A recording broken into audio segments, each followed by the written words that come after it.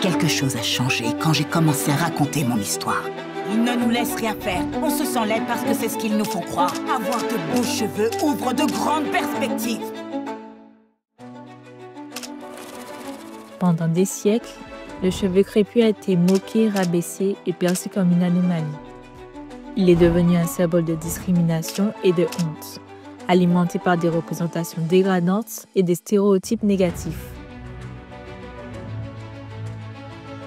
Pourtant, cette nature capillaire est unique, présente majoritairement chez les populations d'origine africaine, afro-caribéenne, afro-latine et afro-américaine.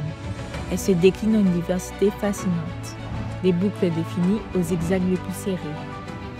Dans les sociétés traditionnelles africaines, les cheveux n'étaient pas de simples attributs physiques.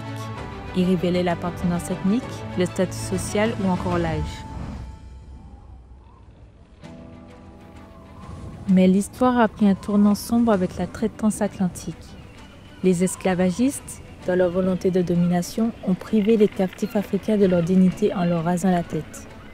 Ce geste symbolisait la rupture avec leurs origines, les effaçant culturellement.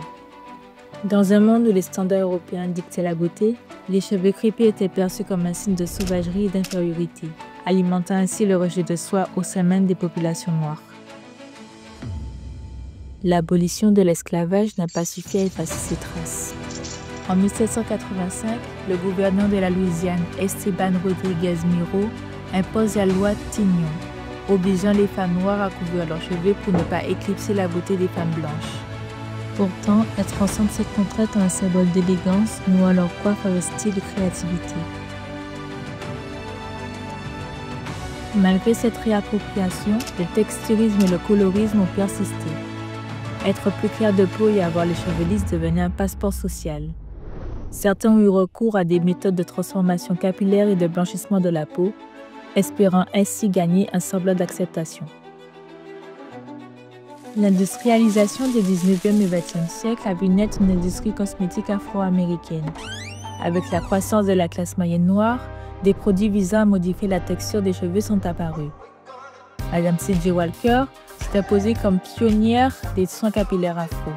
Son succès a permis à de nombreuses femmes noires d'accéder à une autonomie financière tout en valorisant l'entretien de leurs cheveux. Le cheveu crépus regagne progressivement sa place au sein de la communauté noire, remettant en question les idéaux de beauté dominants. Dans les années 70, il devient un symbole de résistance et une tendance forte dans le milieu artistique. Cependant, les normes favorisent encore le cheveu lisse.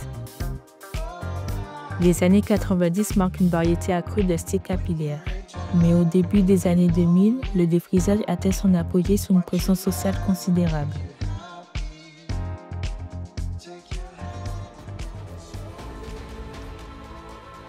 Mais les dégâts causés par ces produits chimiques ont éveillé les consciences. Le rejet progressif des défrisages s'est amplifié grâce aux réseaux sociaux. C'est ainsi qu'est né le mouvement Nappy.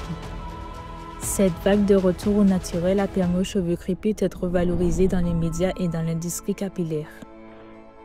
Entre 2011 et 2021, la vente de défrisage a chuté de 41 millions de dollars, preuve d'un changement profond des mentalités. Aujourd'hui, les cheveux crépus sont fièrement assumés. Sur les réseaux sociaux, des influenceurs partagent leurs conseils pour en prendre soin.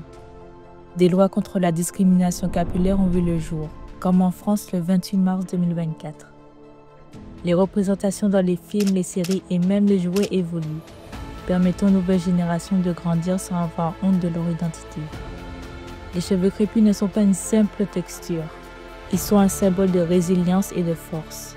Alors portons fièrement cette couronne chargée d'histoire.